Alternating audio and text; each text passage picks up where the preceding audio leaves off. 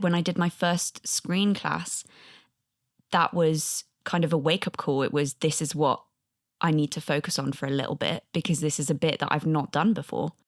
Everything is much smaller. Everything is much more concentrated on your eyes, on your face, on your micro expressions. Hello, hello, hello.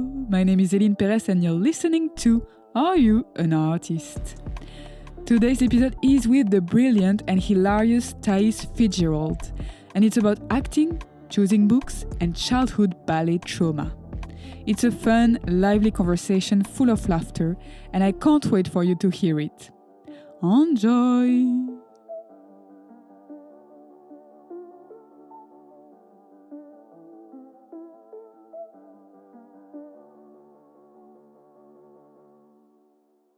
Dear Thais, when I first met you working at the box office of Wilton's musical, I had a feeling you might be an actress. But I never would have guessed just how many unexpected connections we share.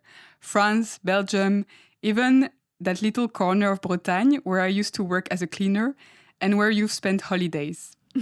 And then there's Brussels, your family home, and the city I visited to see my own Belgian relatives. So it feels a bit like fate that we've ended up here recording this podcast together.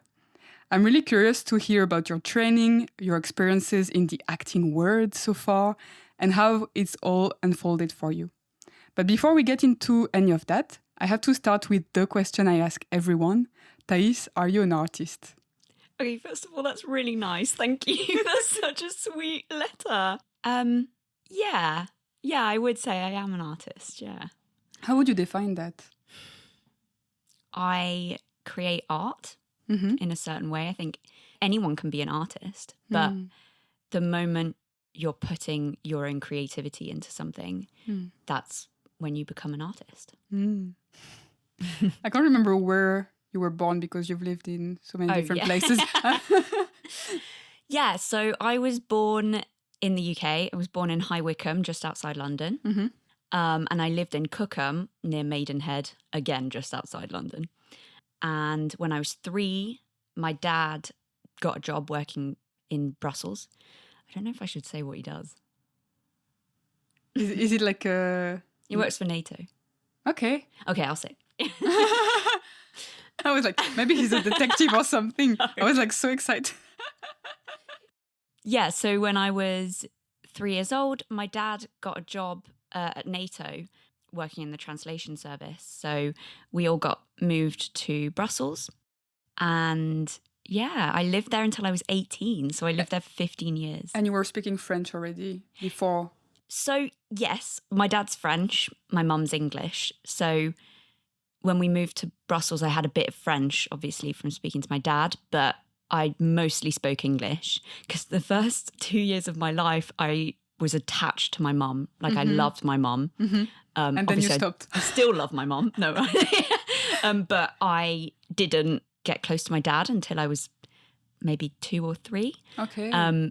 He was like an accessory of my mum's. He was just there with my mum, but my mum was my everything. Oh, wow. It was really strange, yeah. But do you remember it or have you No, been... my mum's just, my parents told me this. I spoke to my dad about it once. I was like, didn't that like upset you? And he was like, yeah. He was like, my only daughter didn't really acknowledge my existence for the first it was really strange. I just had a really strong bond with my mum from when I was born. I don't think it had anything to do with my dad. I think I was just attached to her hip. You know, when mums have babies on their hips, I like never wanted to get down. So I moved to Brussels when I was 3 and I went straight to a Belgian school. So had to speak French. Yeah, so I already spoke French, but I obviously then did all of my schooling in French up until the age of 16. So 3 to 16, I was in a Belgian schools. And when did you start acting? What was your first connection to like theater or... Yeah, when I was 7, I started a Francophone, so Belgian theatre group. And I was obsessed. I mean, I was always dramatic, like, especially when I was younger.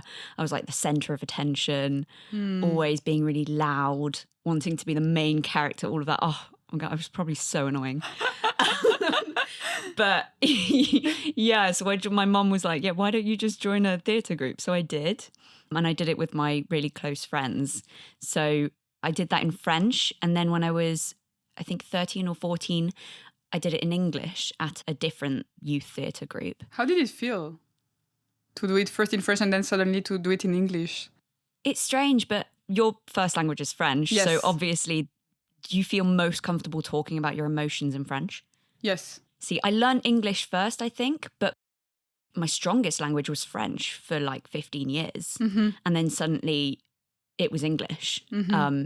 I think when you speak more than one language, there's always one language you connect with more. Yes. So I felt that when I started doing theatre in English, acting in English, I felt more comfortable with like expressing myself, my emotions, and getting kind of to the root of the character. And connections with other actors I felt was easier when I was doing it in English. It's really strange. Yes, I guess it feels a bit more natural. Yeah. And do you miss acting in French? Yeah. I would love to act in French. I think it's just I'm currently setting up my career here, and setting it up in English is hard enough. Yes. That I need to kind of get that going more to then see if I can expand to French, because I'd absolutely love to. And how did you decide I'm going to train in acting? I wanted to apply to drama school when I was 17, but my parents thought it'd be better for me to get more life experience. And I completely agree with them. At the time, I was like, I don't know, like I really want to go to drama school. I really want to be an actor. But actually getting my 2 degrees before going to drama school meant when I went there, I had so much more life experience. Which that I degrees could did you take do in. again? I did a bachelor's in English Literature and Theatre Studies at Ooh. Warwick. Ooh. Then I did a master's at Queen Mary, University of London in Theatre and Performance Studies. So that was more like research and experimentation in theatre and live art. I did that with Mary and Hamish, who actually were on this podcast as well. Oh, I love Mary and Hamish. Yeah. And then I did my master's at the Guildford School of Acting in acting. So that was 1 year.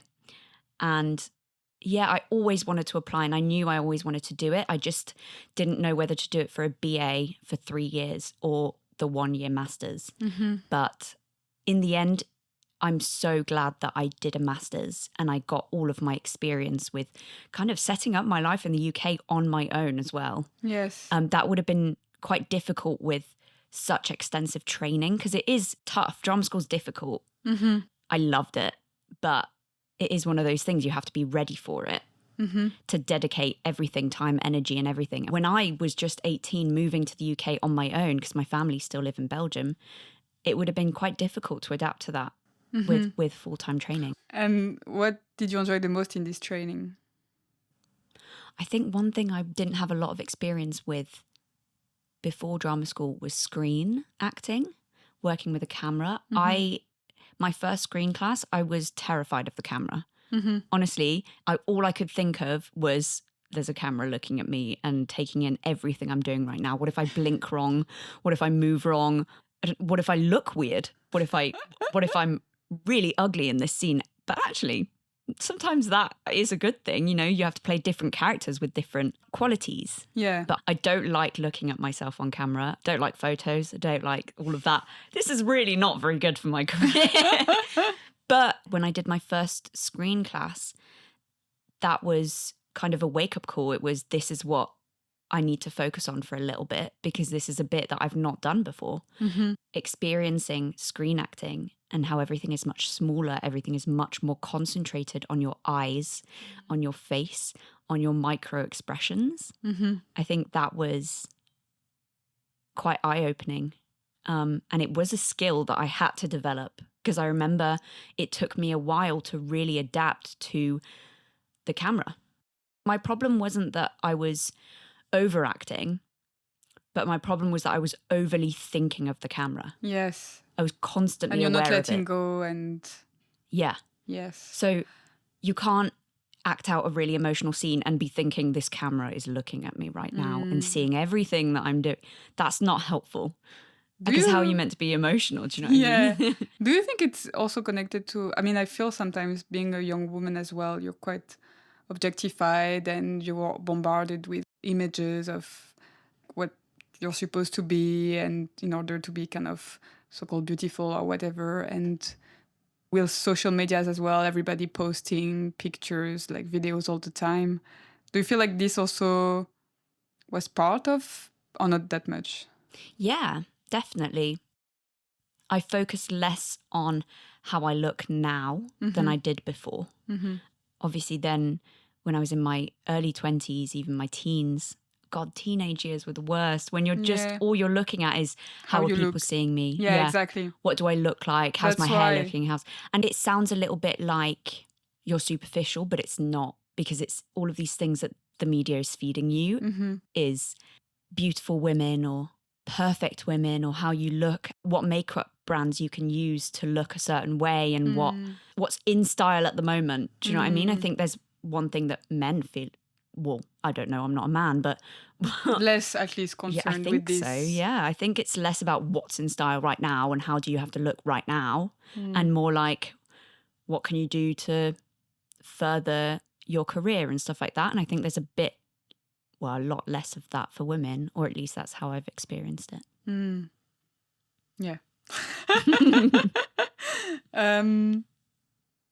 Yeah, what now? What do you want to do? I love theatre. I love theatre. And I think I'm always most comfortable on stage. Oh, okay. Yeah. I think I feel most myself. I feel this like elation when I'm on stage. It's like everything else disappears. And so at drama school, we had our final performance, which was a show on the Thursday, Friday, Saturday matinee and Saturday evening. So 4 shows. And during those 3 days, I was the happiest I'd ever been that whole year, because I was in this character. I was on stage. I was locked in, if you know what I mean. And I was just so happy. My friends and my family came to see it. And I was, there's nothing that I can describe that would beat the feeling of acting on stage. So I love it. However, I also, since going to drama school and since experiencing kind of screen acting and all of the auditions that I get now with my agent, I'm mostly being seen for films and short films, feature films, commercials, stuff like that. I think the theatre industry has just taken a hit since COVID. So that's my experience with it. But also it is kind of slightly harder to get into now, I think, theatre rather than film. Yes. There are less roles, less money, you know. What kind of characters are you usually selected to? So, as you know, I look really young. Yes, that's so true. I look really young for my age. I can tell you, even yesterday, I filmed a self-tape yesterday for a 13-year-old. I'm 24. Yeah, I was actually thinking you could even be a 12 years old. Yeah. Actually, Anya helped me film it yesterday, who's been on the podcast as well. Yes. Yeah, she did it on Zoom with me. So I was playing a 13-year-old who was being told to go to bed. Like, it's something so far removed from my life. But at the same time, I do look young. I think that it's going to be, or it is already, an advantage for my career, because I'll get older and I'll be able to play younger characters, which is good. Because you're going to be experienced and you will be able to play maybe more difficult characters. Yeah. Because you've lived. Yeah, exactly. And also they, obviously licensing age, they like people to be over 18 to play teenagers or kids, because it's easier. You can do longer days. You don't have to have a chaperone. Like, do you know what I mean? Yeah. It's cheaper. Yeah, probably. Yeah, so I get seen for that. But in theatre, I've done a lot of comedy. In my final year show, even at drama school, I was kind of the comedy relief character. Okay. But not just, you know, the silly character. I played kind of quite an emotional character who felt a lack of love in her life. And yet she was really trying to fit in with these other characters. And for that, she went over the top. And that's what made kind of it funny. Yes. Is that it was like, oh, bless her kind of character. Yeah. Do you know what I mean? But yeah, physical comedy I've done a lot of as well. And facial expressions I'm quite good at, especially like comedic ones. I've done a lot of that. I did a short film that I wrote with my friend. She filmed and directed it. Yeah, I was playing a teenage girl. This was when I was at Warwick. Mm-hmm. And I had to do this like dancing montage. Okay. It was so fun. It was great fun. But I had to kind of do like micro expressions on my face and be doing like these like, just, dancing when no one can see you kind of thing. I love it that was kind. so much fun. Yeah. And I loved that. But yeah, that's when I can really let loose, is when I'm doing comedy and I can just improvise a little bit. Yeah, that's great fun. And do you think there is maybe one character that you would love to play at some point that you haven't explored yet? Actually, yeah, I've not done a period drama. I'd love to do period drama. You could really do that. Thank you. Yeah, I think I've been told I've got one of those faces, but I don't really know. When you look at yourself and you don't really know what you look like? Yeah, because, you're yourself. So it's exactly. really hard to take some, yeah. I have no idea, but someone told me at drama school that that'd be great. And I was like, fantastic. Yeah, I could really see that because like also you've got very light blue eyes and kind of blonde hair and yeah. I look like I'm set in the past, You could play a German character. A German character? Yeah, I think you could look German. Cool. I'll be it. I can't. Can you speak German? No. Oh. No. Which languages can you speak? I speak English and French. But very well. Yeah. So that's... native English and French. But I used to speak a bit of Dutch. Oh. Yeah, I had to. In Belgium you have to learn Dutch. I think you're reading quite a lot as well. Yeah. And you also work in a bookshop. I do. So yeah, when you're an artist or an actor or anything, you have to make sure that when you're not in a show or filming or creating art, then your day job has to be interesting enough for you, because otherwise you're going to go crazy. Yes. Yes. So I love reading. Mm-hmm. I read a lot. What are you into at the moment? What am I into? I really love literary fiction. Okay. What am I reading right now? I'm reading an Alan Hollinghurst book, Our Evenings. Okay. Very good. Don't know. I'm enjoying that. Do you listen to audiobooks as well? No. Okay, I've started. Oh, yeah? Oh my God, that's amazing, because then you can read more. I don't think I'm a good audio person. I can't really take in podcasts as much. I love podcasts. Okay. Hey, I'm being serious. I love podcasts. I do listen to podcasts, but I like comedy podcasts as well. Okay. Like when you can like laugh along with someone. That's fun. Not like comedy routines, but either an interview where people can have a bit of a laugh, Yeah. Like this one. Like this one. We're having such a laugh. Yeah, but if I'm studying, some people can, even learning lines. And at uni, I knew people who would record themselves studying, listening back, because that's how it went in to like, yeah. And I don't know how they did that, because I guess people are different, but yes. I can't learn lines by listening to myself. I've tried it. My friend once told me she used an app to learn lines so that she could record the other lines and then listen back, or hers or whatever. I tried it once. It does not work for me. No, I have to like say it out loud, read it over and over. I've tried writing it. That doesn't help either. It's literally just saying it out loud over and over and over. Okay. Walking around also really helps. Me too. I love that. I have to just walk in circles or outside or whatever and say the lines at the same time. That works. I do that also by the canal when I have like a screen acting class. By the canal? Yeah. That's so nice. And then I talk to the ducks and stuff. They're the best listeners. Honestly, I love ducks. Yeah, so I love reading. That was nice. And I work at Waterstones. And I love it. Yeah, so What do you do concretely? So I specifically recommend books. Oh, wow. Yeah. So I read a lot, which means that I've got a lot of, some people must have more, knowledge than me. Yes. But in terms of what I like reading, I can then go up to people who are looking for a good book, or who are currently eyeing up a couple of options and don't know what to do. And I will say, if you like this, I usually have like a checklist in my head of what to ask to find out what you want to read. Okay, can you tell me what I want to read? Let's Yeah, I can. test it. Okay. Okay. So what's a recent book that you've really enjoyed? Flowers for Algernon. Oh, yeah. Okay. Okay. So a bit of science fiction. Yes, I like it a bit Daniel Keyes, yeah. sometimes. Okay. I've also seen you read like classics. Yes, I also do read classics. I started, but I really love them as well. Okay. I recently listened to the other book from Herman Hesse, Le Loup des Oh, Steppes. yeah. I just finished it this morning, actually.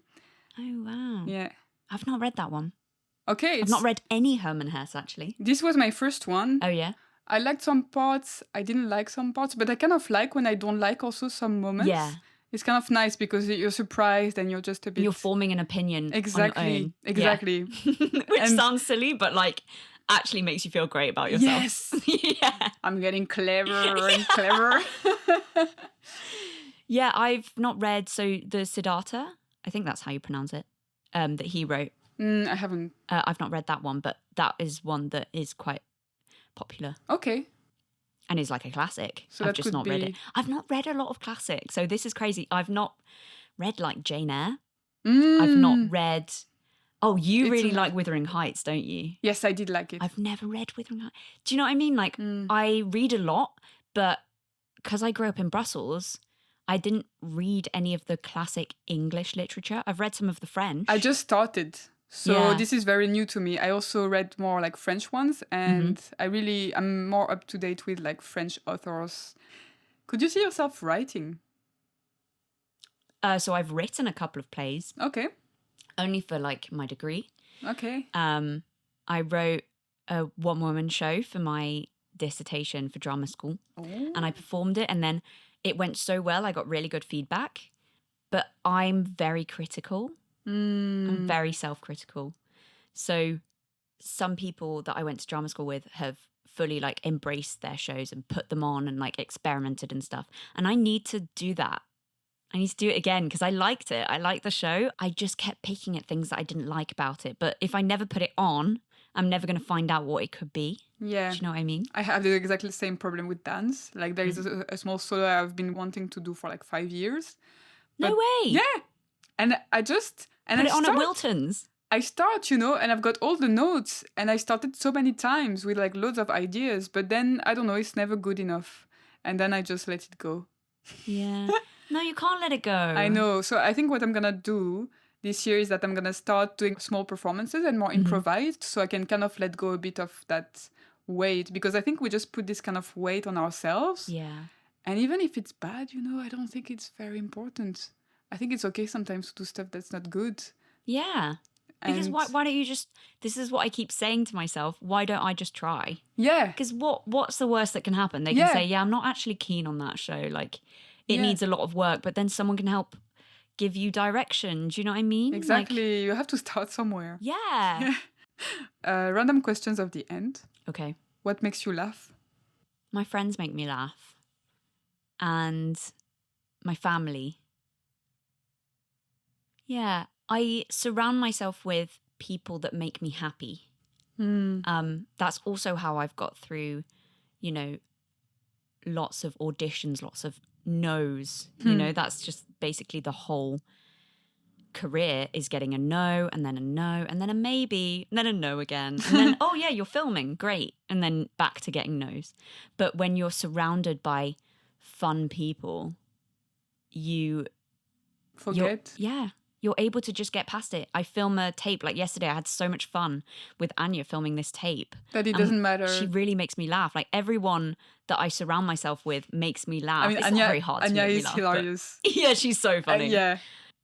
Yeah, I surround myself with people that make me happy, make me laugh, so that all of the tough bits of the career are easy to get through. Because you just film that tape, forget about it, and then meet up with friends. That's what I do. When I've got a free day, I will either find somewhere nice to read or find someone to hang out with. Oh. Yeah. Oh. Find someone, like it's not that hard, but... No, wait, I didn't say that. Do you believe in talent? Yeah. Yeah. Some people have a lot of talent, but it's about not giving up because you can have so much talent, and this industry is really difficult. Every creative industry, like, Yeah. it's so hard to make a career out of your creativity. But if you have talent, keep going, don't stop. And as long as you nurture it. So some people find out at 5 years old that they want to be a dancer, but they can't dance. Like, they've got 2 left feet. I don't Like think me. you can't dance. No, but I was really bad. Really? Yeah. But you wanted to do it. I really wanted to, but they would always put me at the back, in like the Aw. shows and stuff, because I was just not very good. I was quite slow at learning. I was not flexible. Yeah. But I think, I was so keen on just keeping going, and I'm still going to ballet classes, and it's kind of like, I'm so glad that I've kept that. How old were you when you started? 5. Aww. Oh, I have a funny story actually about ballet. Okay. My mum tells everyone this story because she thinks it's hilarious. I think I was 3 years old. I joined a ballet class with one of my friends from 3 years old. Yeah. Groups. You know, from like, from like baby groups. And it might have been my friend Miho. I'm not sure. You remember your 3 years old friends? Yeah. I started ballet with my friend Miho from Brussels. We actually lost contact, and then we got in contact again, and now we're still really close. It's really strange, yeah. Cool. So I joined this ballet class because my mum wanted me to be a ballet dancer with like a little like tutu, be really cute little like girl. And the ballet teacher was kind of very strict, very Russian, right? And at the end of one of the classes, obviously you're 3 years old, right? Yeah. What kind of like strictness can you take at 3 years old? So I would like play around, right? Because I was a little bit of a crazy child as well. I've said this already, but I just liked being dramatic. I liked being the center of attention. So if I could make my friend laugh, I would. But I mean, at 3 years old or 4 years old, you know, you're a baby. Yeah. You're just playing. And even ballet is still extended play, Yeah. you know? At the end of one of these lessons where I was just like playing around with my friend, the Russian ballet teacher went up to my mom and she was like, ballet is a discipline. Your daughter is not disciplined. And my mom was like crying. She was like, my daughter is not disciplined. And then now she like finds it really funny because she's like, wait, you were 3. That's so I got funny. kicked out. She literally said, your daughter is not welcome back in my ballet class. I was 3. That's crazy. I was so dramatic. I was so like, wanted to play, wanted to be the center of attention. But Baby. so is every 3-year-old child. That's crazy. You know, like you're a baby. Well. So funny. Then I went to another ballet school. Oh, your mom really wanted you to do ballet. Oh, yeah. She wanted But I you to... found it fun, and I did it with my friend again. And I Okay. loved it, and it was fun. But once again, I was being told that I'm like playing around too much. You're just too dramatic. Ballet is discipline. You have to be poised. You have to be structured and all of this. And all I was doing was trying to make my friend laugh the whole class, like genuinely. And I think when I was 12, I stopped because I couldn't take it anymore. Yeah, because ballet is horrible. I remember I did this workshop, I was 7. And the teacher as well, because I couldn't do a proper 4th position. Oh no. You know, because my turnout is shit. Treacherous. And it was like a Awful. workshop also, so with some good people, like good dancers. And he really humiliated me in front of the whole class. Like he said something like, if you can't do a 4th properly, you don't do my classes. Yeah, that's just ridiculous. And I was just like, I'm 7 years old. This is like a summer workshop. And I was You're like, paying to be there as and well. also I'm quite shy. Like I was a very shy kid, you know. So for me, like just being like this in front of all these other people and told that I'm not good enough to be in this class. Yeah. I was just like, wow, that's painful, you know. I mean, yeah, this is why so many people feel ostracized from the dance community. Yes. Because it's like, I'm not perfect enough from being a child. Yeah. Do you know what I mean? 3 years old, Yeah. being told you're not disciplined enough, and then being 11 and being told like you need to, I don't know, I understand. I definitely did play too much. This is why I'm an actor, I think, in the end. My mom took me out of ballet and was like, yeah, go do acting instead. Well, no, I did them both at the same time, but I just love to play. And I'd be with my friend and I'd just be like, this is funny. What am I going to do to make her laugh? I'm just going to say random things. I'm going to make random faces. I'm going to not listen to my ballet teacher and just, do you know what I mean? Yeah. So I think I was quite destined to be kicked out of every ballet class. And instead, but yeah, I also played the flute. So I remember, oh God, I used to make my flute teacher go crazy. I couldn't stand and just play the flute. I had to like make him laugh and I had to say silly things and I had to also... That's so funny. Honestly, I was a nightmare. I mean, I probably still am. I was a nightmare. I think I once got kicked out of one of my flute lessons for like not listening. He was like, if you're not going to listen, just leave. And I was like, fine, I don't want to be here anyway. How old was I? I was like 11. Yeah, genuinely. So I like went out and I told my mum I'm never going back. And then the next week I went back and I was like, I'm sorry. I was like, I'm sorry. I was so annoying. Oh my God, I was so annoying. I like to make people laugh and I like to not stand still, you know? Would you do stand-up comedy? Oh God. I did some at uni. Oh. I did a module and there was stand-up comedy in it. And what I don't like about it is that I am myself. Do you know what I mean? Yeah. I can think about going into it and thinking like, I can create a persona for myself. Yes. I just think that at the time, I just find it difficult to put myself out there as myself.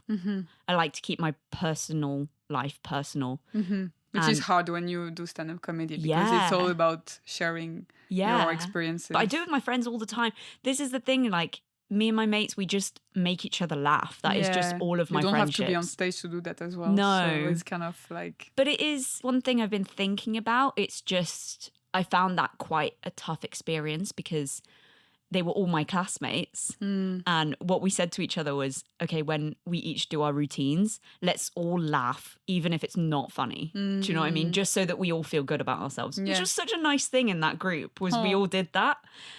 But I knew that some of the stuff I was saying, I was like, this is not even funny.